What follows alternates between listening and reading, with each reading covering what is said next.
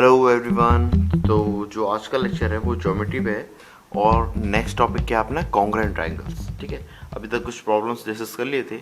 एक challenging problem का video और बनाना है मेरे को, जो बेसिक ज्योमेट्री है उसमें चैलेंजिंग प्रॉब्लम्स का। ठीक है, वो भी अभी ऑन गोइंग है, प्रोसेस में ही है। ठीक है, पर मैंने सोचा थ्योरी पार्ट और स्टार्ट कर लेते हैं ताकि आप लोग इस पर भी प्रॉब्लम्स लगा सको। ठीक है, तो कॉन्ग्रुएंट ट्रायंगल, सबसे पहले तो कॉन्ग्रुएंट ट्रायंगल्स होता क्या है। कॉन्ग्रुएंट ट्रायंगल डेफिनेटली एक ट्रायंगल की बात नहीं हो रही होगी। जब भी कॉन्ग्रुएंट ट्रायंगल्स की बात हो रही है तो एक से ज़्यादा ट्रायंगल्स की बात होती है। ठीक है, तो मैं बात कर रहा हूँ मान लो दो ट्रायंगल्स की। तो दो ट्रायंगल्स अगर मेरे कॉन्ग्रुएंट हैं तो इसका मतलब क्या है कि मैं उन दोनों ट्रायंगल्स को एक दूसरे के ऊपर रख सकता हूँ और मेरे को एक ही ट्रायंगल दिखेगा, है ना। मतलब कि अगर मैं ये ट्रायंगल उठा के इसके ऊपर रख दूं तो मेरे को एक ही ट्रायंगल दिखेगा, एक ही ट्रायंगल की बाउंड्रीज दिखेंगी, है ना। मतलब कि वो एक दूसरे के ऊपर ओवरलैप कर सकते हैं। जैसे ये हाथ है, ठीक है, ये क्या है, एक दूसरे के ऊपर ओवरलैप कर सकते हैं। मैं इन्हें कॉन्ग्रुएंट शेप्स बोल सकता हूँ। अभी हाथ तो ट्रायंगल नहीं है ना, तो इनको कॉन्ग्रुएंट शेप्स बोल सकता हूँ। ठीक है, और लेकिन ट्रायंगल के केस में बोल रहा हूँ तो सिंपल सा है कि दो ट्रायंगल अगर एक दूसरे के ऊपर सुपर इम्पोज करे जा सके तो उन दोनों ट्रायंगल्स को क्या बोलेंगे, कॉन्ग्रुएंट ट्रायंगल्स, है ना। एक दूसरे को कंप्लीटली ओवरलैप करना चाहिए और कोई अलग से आपका बच्चा खुचा फिगर ना दिखे। ठीक है, अब ऐसे ट्रायंगल्स को क्या बोलते हैं हम लोग, कॉन्ग्रुएंट ट्रायंगल्स, है ना। तो अब इसके लिए क्या क्या मतलब होना चाहिए सही चीज़ें। मतलब कि भाई मेरी तीनों साइड्स बराबर हो जाए। ये side A B side D E के बराबर हो जाए, B C side E F के बराबर हो जाए, ए सी साइड मेरी किसके बराबर हो जाए, डी एफ के बराबर हो जाए, है। या फिर मेरे तीनों एंगल्स, या फिर नहीं, मतलब ये भी होना ही चाहिए, बराबर ही होना चाहिए। या फिर नहीं, मतलब कंपल्सरीली बिल्कुल बराबर होना ही चाहिए। जैसे ए और डी, बी और ई और सी भी एफ के। ठीक है, अभी देखो ये ए के लिए ए बनाया सिंगल मार्क, बी के लिए 2 मार्क्स और सी के लिए ये 3 पार्ट, है ना। तो ऐसा जनरली आपको बुक्स में भी देखने को मिलेगा कि आपको अगर 2 और 2 बता रहा है, इसका मतलब ये करस्पॉन्डिंग एंगल, ये एंगल इस एंगल के करस्पॉन्डिंग इक्वल है। ठीक है, ये दोनों करस्पॉन्डिंग एंगल्स इक्वल है। वैसे ही 2 2 मार्क लगा रखे, मतलब बी सी ई एफ के इक्वल है, बी सी डी एफ के इक्वल नहीं है। ठीक है, तो अभी अगर ऐसी चीज़ें होती हैं, एक एक ट्रायंगल में जनरली 3 साइड्स और 3 एंगल्स होते हैं, ये अगर इक्वल्स हैं तो दोनों ट्रायंगल क्या होंगे मेरे, कॉन्ग्रुएंट। ठीक है, पर क्या हमेशा आपको ये पूरी की पूरी 6 चीज़ें, मतलब कि 3 साइड और 3 एंगल, पूरी 6 चीज़ें आपको प्रूफ करना पड़ती हैं? नहीं, ऐसा ज़रूरी नहीं है। तीन तीन चीज़ें होती हैं, एक सफिशिएंट कंडीशंस होती हैं कुछ, कि आप ये 3 चीज़ें प्रूफ कर दो तो हम मान लेंगे आपकी बात कि हाँ आप में थोड़ा, आप समझदार हो, आप एक ज्ञानी व्यक्ति हो और आप सही बोल रहे हो कि वो ट्रायंगल्स क्या हैं, कॉन्ग्रुएंट है। ठीक है, तो ऐसा मान लेते हैं। ठीक है, तो वो कंडीशन अपन देखेंगे। उससे पहले कुछ और बेसिक चीज़ें और देख लेते हैं। जैसे इसका नोटेशन, कि अगर दो ट्रायंगल्स कॉन्ग्रुएंट है तो मैं कैसा लिख पाता हूँ, मैं लिख पाता हूँ ट्रायंगल ए बी सी और ट्रायंगल डी ई एफ कैसे होंगे, कॉन्ग्रुएंट। तो कॉन्ग्रुएंट के लिए इक्वल और ऐसा सांप जैसा साइन। ठीक है, ये सांप जैसा होता है, तो ये होता है कॉन्ग्रुएंट का साइन। तो इससे मेरे दोनों ट्रायंगल्स कैसे हो जाएंगे, कॉन्ग्रुएंट। अब इसमें एक और चीज़ होती है, दैट इज ओरिएंटेशन। ये बहुत इंपॉर्टेंट पार्ट है। ये जनरली ओरिएंटेशन वाला पार्ट आपको बताया नहीं जाता, लेकिन ओरिएंटेशन बहुत इंपॉर्टेंट होता है। मतलब कि मैंने बोला है कि एंगल ए डी के ही इक्वल है, एंगल बी ई के ही इक्वल है और सी एफ के इक्वल है। ये ऐसा नहीं है कि ए मेरा ई के इक्वल हो गया और बी मेरा डी के इक्वल हो गया। नहीं तो फिर आप थोड़ा सा इसको अरेंज करने का तरीका थोड़ा सा अलग लिखोगे, है ना। अभी जैसे मैंने ए बी सी लिखा है, डी ई एफ लिखा है, तो इसका मतलब क्या है, इसका मतलब यही है कि मेरा जो ए है, ए वाला एंगल है वो डी वाले के इक्वल है ना। बी वाला जो एंगल है वो ई वाले एंगल के इक्वल है और सी वाला जो एंगल है वो एफ वाले के इक्वल है। ठीक है। तो ये प्रॉपर ओरिएंटेशन में हो तो आपका आंसर ज़्यादा करेक्ट माना जाता है। मैं गलत के लिए नहीं बोलूँगा कि गलत गलत होगा या नहीं होगा, ये डिपेंड करता है कि चेक करने वाले को कितना वो सीरियसली ले रहा है इसको। अगर वो बहुत कैजुअल है कि हाँ ठीक है यार, बच्चे को इतना पता होगा, छोटी मोटी गलतियाँ होती रहती है, तो वो करेक्ट कर देगा, वो नहीं इतना लोड नहीं लेगा। आप ABC कॉन्ग्रेंट टू EFD लिख दो तो चल जाएगा। लेकिन जनरली कुछ अच्छे एग्जाम्स में जब प्रोफेसर थोड़े से स्ट्रिक्ट होते तब उनको ओरिएंटेशन बहुत मायने रखता है उनके लिए, कि अगर आपने इस ट्राइंगल में ABC लिखा है और एंगल AD के इक्वल है, एंगल BE के इक्वल है और एंगल CF के इक्वल है, तो इसका मतलब आपको यहाँ पे लिखना पड़ेगा प्रॉपर कि ABC कॉन्ग्रेंट टू DEF।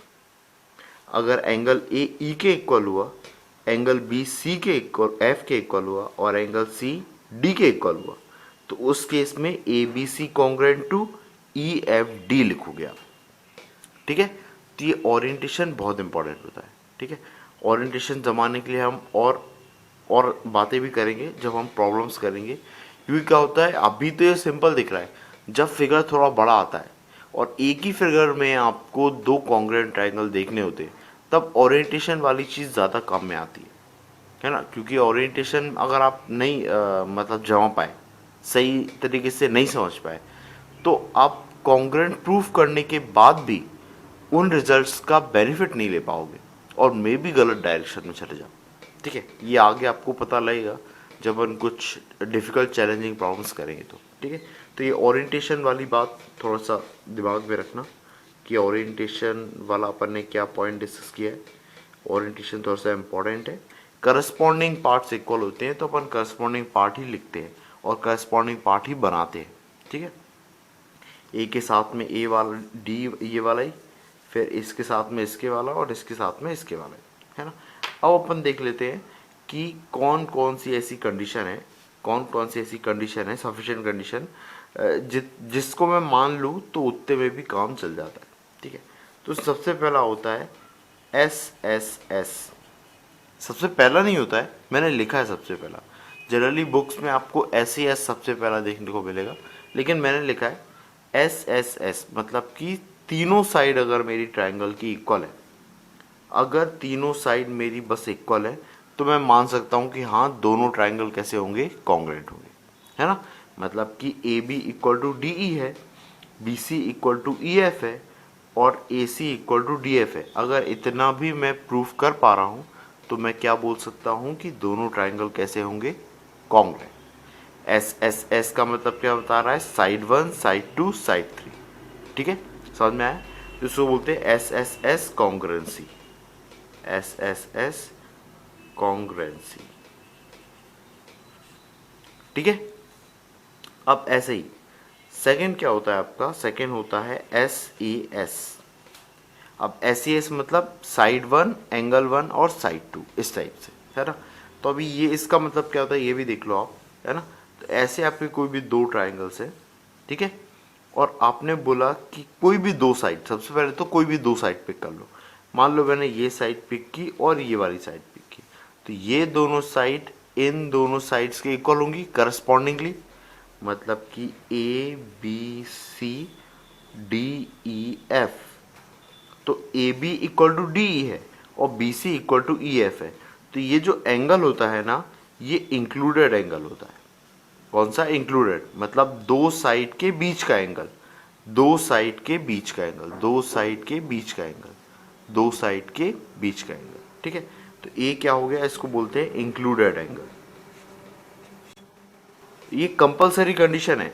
आप ऐसा नहीं बोलोगे कोई भी दो साइड और कोई भी एक एंगल, ऐसा नहीं। SAS का मतलब है कोई भी दो साइड और उनके बीच का एंगल, मतलब इंक्लूडेड एंगल, दो साइड्स और इंक्लूडेड एंगल, तो होता है SAS। अगर मैं ऐसा प्रूफ कर पा रहा हूँ तो भी मैं क्या बोल सकता हूँ, दोनों ट्राइंगल्स कैसे हैं, कॉन्ग्रुएंट है। ठीक है। अब इसी में एक और होता है, दैट इज ASA।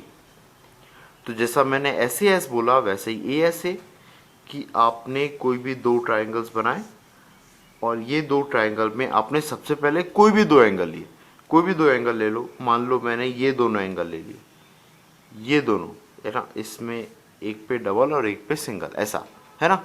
अभी ये इसके इक्वल है, ये इसके इक्वल है, तो ये साइड भी क्या होगी मेरी, इंक्लूडेड वाली।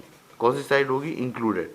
तो इंक्लूडेड साइड आप बता सकते हो क्या ट्राइंगल में, बिल्कुल ये होगी आपकी इंक्लूडेड साइड। तो ये रिमेनिंग नहीं होगी। ए अगर प्रॉपर्टी अप्लाई कर रहे हो तो इसका मतलब क्या है, कोई भी दो एंगल और इंक्लूडेड साइड, तो वो ए। अभी अगर ऐसा हो रहा होता कि ये दो साइड और ये वाली साइड और ये वाली साइड इक्वल है, तो दो एंगल और नॉन इंक्लूडेड साइड, इसको क्या बोलते हैं, नॉन इंक्लूडेड साइड। तो उसी के लिए आती है अपनी चौथी प्रॉपर्टी।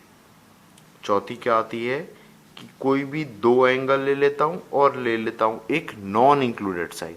तो नॉन इंक्लूडेड साइड को अपन ने अपनी सेवा से बाहर रखा है ना, बीच में नहीं रखा, उसको अलग बिठाया है, दूर बिठाया है थोड़ा सा, है ना। तो ये दूर बिठा दिया इसको। अब इसका मतलब क्या है कि अगर मैंने ये ट्राइंगल बनाए, है ना, तो अगर मैंने ये दो एंगल्स ले लिए, ये एंगल और ये एंगल, तो जो साइड होगी वो ये वाली छोड़ के कोई भी हो सकती है, या तो ये ले लो, है ना, या तो ये वाली ले लो, कोई भी ले लो। इन दोनों से कोई एक, दो नहीं लेना है, नहीं तो आप दो एंगल और दो साइड कंपेयर करने जाओ, नहीं, इतना सब करने की जरूरत नहीं है। दो एंगल और एक साइड बोला है तो आप कोई भी दो एंगल लो, और ये इसका मतलब क्या है, नॉन इंक्लूडेड, क्या, नॉन इंक्लूडेड साइड, है ना।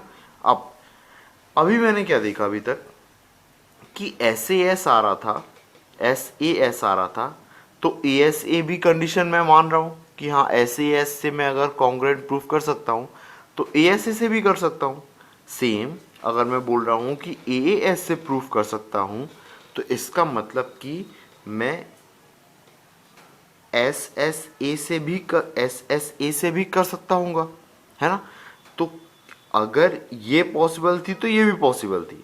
अभी ये पॉसिबल है, तो क्या ये पॉसिबल है, ये तो बहुत बड़ा अभी प्रश्न है फिलहाल, है ना।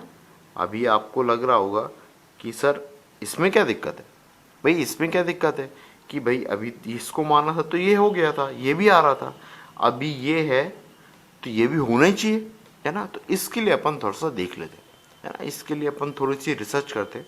अभी एकदम से आंसर नहीं करेंगे, है ना। मैं एक ट्राइंगल बनाता हूँ, इसका नाम आपने सुना होगा, नाम तो ज़रूर सुना होगा आपने, ये है आइसोसेलियस ट्राइंगल। ये क्या है, एक आइसोसेलियस ट्राइंगल, है ना। अब आइसोसेलियस ट्राइंगल की प्रॉपर्टी क्या होती है तो आपको पता होगा, उसके क्या होते हैं, आमने सामने वाले एंगल्स क्या होते हैं, इक्वल। अब ये एंगल इक्वल होते हैं तो आपकी क्या होती है, साइड्स भी क्या होती है, इक्वल होती है, ठीक है। अब मैं ऐसा करता हूँ, मैं कोई भी एक साइड ड्रॉ कर देता हूँ। मैंने एक साइड ऐसी कोई भी बीच में ड्रॉ कर दी और इसको पॉइंट को क्या दे दिया, डी, ठीक है। तो अब मेरे क्या दो ट्राइंगल्स हो गए, कौन कौन से ट्राइंगल हो गए, ट्राइंगल ए बी डी हो गया, और एक ट्राइंगल हो गया है ए सी और डी। अभी मैं देखता हूं कि ये दोनों ट्राइंगल मेरे क्या कॉन्ग्रुएंट है या नहीं है, ठीक है। तो अगर मैं देखूं ए बी साइड किसके इक्वल है, ए सी साइड के, क्यों, क्योंकि आइसोसेलियस ट्राइंगल है। तो अपना पहली कंडीशन क्या मिल गई, ए बी इक्वल टू ए सी, ये पहली कंडीशन मिल गई, है ना।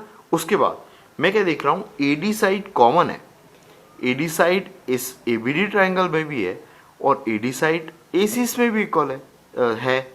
तो ए डी साइड क्या है, दोनों में कॉमन है, मतलब वो भी इक्वल ही होगी। वाह, मेरे को तो दो साइड्स मिल गई इक्वल, बहुत जल्दी मिल गई, है ना। रिजल्ट के पास पहुंच रहा हूं। और देखो अगर ये कॉमन है तो ये साइड उसके रिस्पेक्ट में जो एंगल बी है, जो कि एक्चुअल में एंगल सी के इक्वल है, तो ये इंक्लूडेड एंगल है या नॉन इंक्लूडेड है, ये नॉन इंक्लूडेड एंगल है। कौन सा है, नॉन इंक्लूडेड एंगल। और नॉन इंक्लूडेड एंगल इक्वल है, भाई इंक्लूडेड एंगल कौन सा होता है, ये वाला होता। पर ये एंगल अभी फिलहाल मुझे नहीं पता, मुझे तो क्या पता है कि ये एंगल बी और एंगल सी क्या है, इक्वल है। तो मैं क्या लिख सकता हूँ, angle A B D equal to angle A C D. अब ये एस है, ये एस है और ए है। तो अगर ये प्रॉपर्टी वाजिद है, सही है, तो इसका मतलब एस एस ए से triangle A B D congruent to triangle A C D, है ना। और प्रॉपर्टी कौन सी मैंने अप्लाई की है, एस एस ए। अगर ये एग्जिस्ट करती है तो, है ना। अभी मेरे को ये नहीं पता है कि एग्जिस्ट करती भी है या नहीं करती है, ठीक है, अभी मेरे को नहीं पता, मैं तो टेस्ट कर रहा हूँ, है ना। कि अगर ये एग्जिस्ट करती है, इसका मतलब ये दोनों ट्राइंगल क्या होना चाहिए, कॉन्ग्रेंट होना चाहिए। अभी अगर ये दोनों ट्राइंगल कॉन्ग्रेंट है, इसका मतलब कि बीडी लेंथ, ये बीडी लेंथ भी किसके इक्वल होना चाहिए, डीसी के इक्वल होना चाहिए, है ना। इसको बोलते हैं corresponding part of congruent triangles are equal, तो बोलते हैं सीपीसीटी। सीपीसीटी मतलब कि corresponding part of congruent triangle, है ना। तो by CPCT BD equal to DC, मतलब ये जो है बीडी और डीसी मेरे क्या होंगे, इक्वल। अभी देखो इसी में ही एक और कलाकारी करते हैं अपन, है ना। अभी मैंने एडी ऐसी बनाई थी, अभी मैं क्या कर देता हूँ, इसको थोड़ा सा ऐसा बना देता हूँ, इसको मान लेता हूँ डी डैश, ठीक है। अभी मैंने क्या क्या प्रूफ कर चुका हूँ कि B D equal to D C है और A B D A C D के क्या है, कॉन्ग्रेंट है ना। अब यही अगर मैं देखूँ, यही वाला केस देखूँ, तो अभी वापस देखो, इस केस में भी पहला पार्ट अगर मैं देख रहा हूँ, सेम मैं कौन से ट्राइंगल कंपेयर कर रहा हूँ, triangle A B D dash और triangle A C D dash, ये दोनों ट्राइंगल मैं कंपेयर कर रहा हूँ, है ना। तो मैंने पहला देखा तो ए बी इक्वल टू ए सी है, सेम वही चल रहा है अपन, ए बी इक्वल टू ए सी है क्योंकि आइसोसेलेस ट्राइंगल है। उसके बाद में सेकंड क्या, ए डी डैश, ये दोनों ट्राइंगल में कॉमन आ रहा है, ए डी डैश दोनों ट्राइंगल में कॉमन आ रहा है, तो भाई ये भी इक्वल हो गया। और तीसरा पॉइंट, मेरा एंगल बी एंगल सी के इक्वल है, एंगल बी या फिर इसको बोलूं A B D dash, sorry angle, ये भी किसके इक्वल है, angle A C D dash के, है ना, आइसोसेलेस ट्राइंगल के कारण। तो अभी वापस, अगर मेरी S S a property exist करती है, S S a property exist करती है अगर, है ना, तो इस हिसाब से वापस मेरे ट्राइंगल कौन कौन से कॉन्ग्रेंट हो गए, A B D dash is congruent to triangle A C D dash, है ना। और ये कौन सी प्रॉपर्टी के कारण हो गया, एस एस ए, है ना। तो इसी से मैं क्या बोल सकता हूँ कि अगर दोनों ट्राइंगल कॉन्ग्रेंट है तो भाई इसकी सारी साइड्स भी इक्वल होना चाहिए, सारी साइड्स इक्वल होना चाहिए। इसका मतलब बी डी डैश और डी डैश सी भी इक्वल होना चाहिए, B D dash equal to D dash C होना चाहिए, किससे, सीपीसीटी। सीपीसीटी मतलब congruent part of, sorry corresponding part of congruent triangle. पर ये तो कबाड़ा हो गया। अभी सोचो आप, भाई पहले B D equal to D C था, ठीक है, मैंने मान लिया कि ये कंडीशन तो सही है, चलो मान लेते हैं। लेकिन अभी मैंने डी को थोड़ा सा सरकाया तो ये रिजल्ट भी देने लग गया कि B dash D, B D dash equal to D dash C, है ना।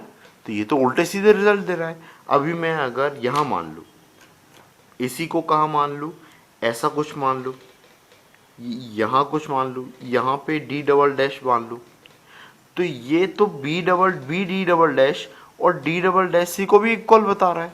ये तो मेरे को दिख ही रहा है, आंखों से ही दिख रहा है, मन की आंखों से देखने की जरूरत भी नहीं है कि बी डी डैश और D double dash, sorry B D double dash equal to D double dash C तो है ही नहीं। ये दोनों पार्ट आपके इक्वल नहीं है, ये तो मेरे को ऐसे ही दिख रहा है। तो ये रिजल्ट तो बहुत गलत आ रहा है, मतलब कि ये प्रॉपर्टी भरोसेमंद नहीं है ना, ये धोखा दे सकती है आपको कभी भी। तो जनरली ये प्रॉपर्टी अपन अप्लाई नहीं करते। तो ये प्रॉपर्टी है क्या, नहीं, फिलहाल ये प्रॉपर्टी एग्जिस्ट नहीं करती, ठीक है। तो लेकिन ये करना तो चाहिए थी, अभी ये कर क्यों नहीं रही है, कोई क्या ऐसी कंडीशन है जो इससे ऐसा बनाती है कि हाँ मतलब ये करेगा एग्जिस्ट, ये करेगा, है ना। तो ये अपन कंडीशन चेक करेंगे, ठीक है, ओके। अपन देखते हैं इसके बाद में कि क्या कंडीशन के लिए एस एस ए वाली कंडीशन मेरी हमेशा ट्रू होगी। ठीक है, ओके।